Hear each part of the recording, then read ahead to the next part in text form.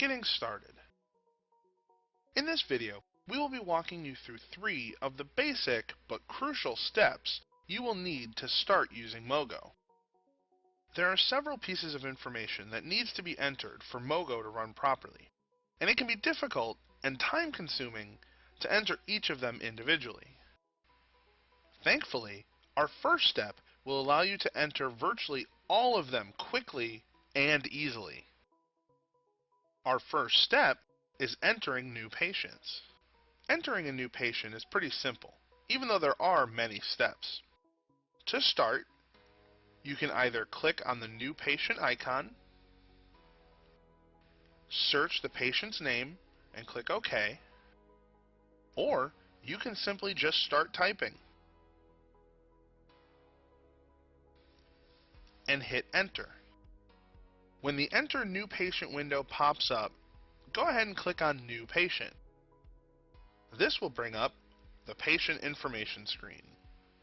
Now, I know the patient information screen may look a little intimidating since there are so many fields, but I'm going to go ahead and show you the important fields, the ones that we need more so than others when creating new patients. As you can see, the last name and first name will pre-fill, so you can simply hit Enter. This will always take us to the next required field.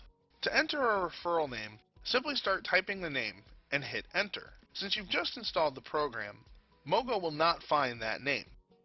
Go ahead and click Yes to the prompt that comes up to add that name to the database. On the Referred By information screen, we can see that once again, the name has been pre-filled. To enter the gender and title, simply click on this box, which will bring up the database of gender and titles. Highlight the desired selection and click OK.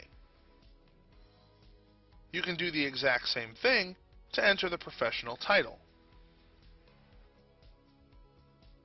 Once that's been entered, go ahead and enter in addresses 1 and 2 for the Referred By name.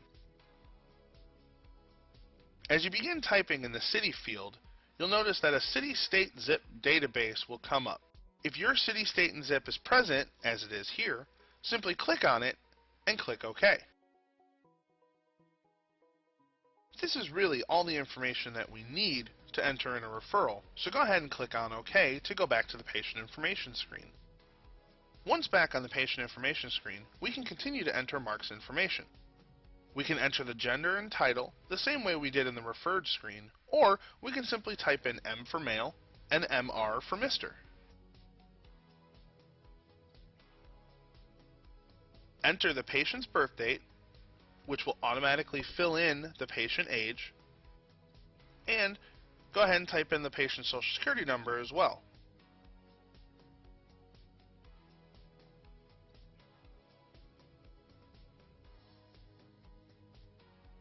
The phone number and addresses we will enter the same way as we did in the Referred By screen.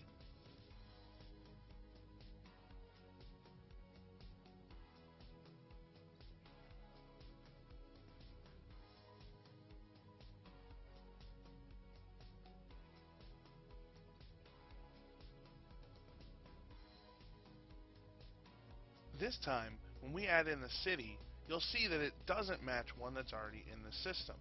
We can go ahead and hit Yes to add in the information, that way it'll be saved to the database.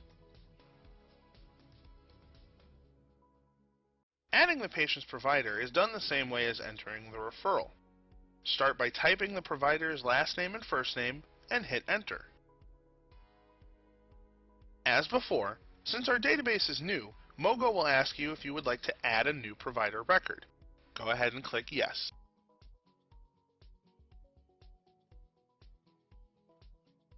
Entering the provider's information is by and large the same as entering in the new referral. We would go ahead and put in the gender, title, professional title, and address the exact same way as we did before.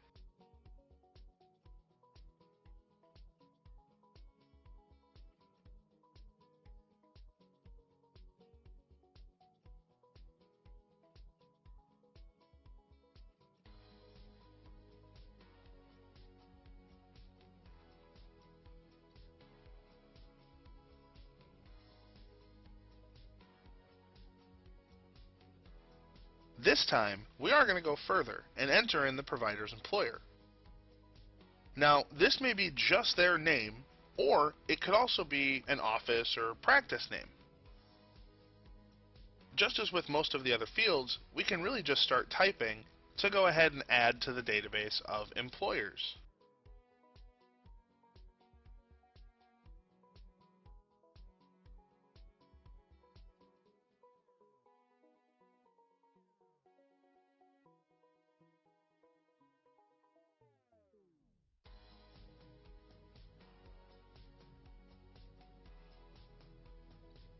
Once you have added the employer information, go ahead and click OK. As you can see, all of that information will now pre-fill on the provider's information screen. Once the employer information has been updated, go ahead and continue to fill out the rest of the provider information screen. The key fields here would be things like the license number or the office tax ID number. The provider initials are required, but the program will fill those in by default, simply using the provider's first and last initial. The last thing that we need to enter on the patient information screen is going to be the patient's employer and insurance information.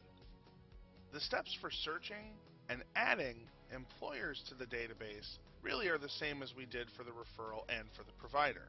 Simply search by name, and if nothing comes up in the database, click Yes to add.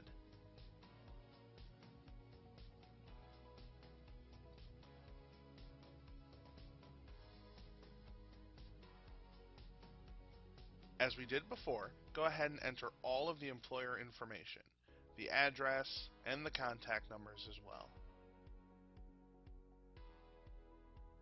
This time, however, we have more information that we need to put in, because we need to tell the program about the insurance company and plan. The first thing is to click on this link icon to enter in the insurance company. Simply enter the name, address, and contact information just as we have in each of the other screens.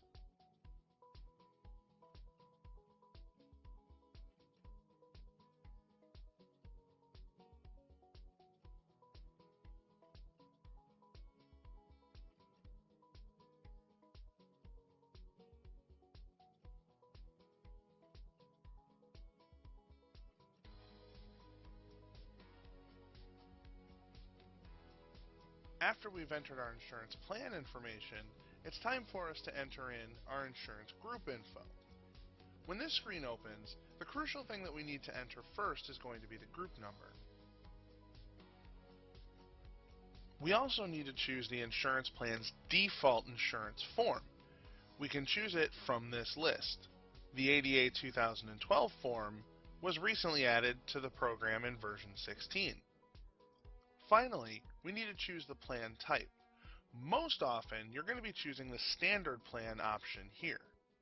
Once we've entered our insurance plan information and clicked OK, it'll take us back to the employer information window. When we click OK, it will automatically bring up the insurance plan selection window. All that we need to do is highlight the correct plan and click on the OK hand.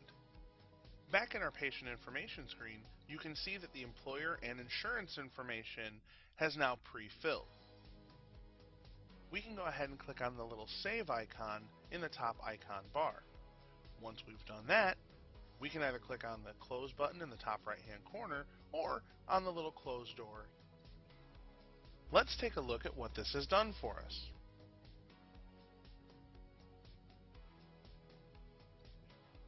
First off, we now have a patient on our patient lookup list. We also now have an employer list with at least one employer on it. Likewise, our insurance company list also has an entry on it. Same with the insurance plan list. Every patient entered in MOGO is also family head, unless they're added to somebody else's family table. Therefore, we have at least one patient on our family head list. If we did go ahead and enter somebody in as a referral source, our referral list now has them listed as well. Finally, one of the most crucial things that we've done is that we've now entered in a provider. So our provider list now shows at least one provider. What makes this crucial is under the office setup, we now have a default provider for the office.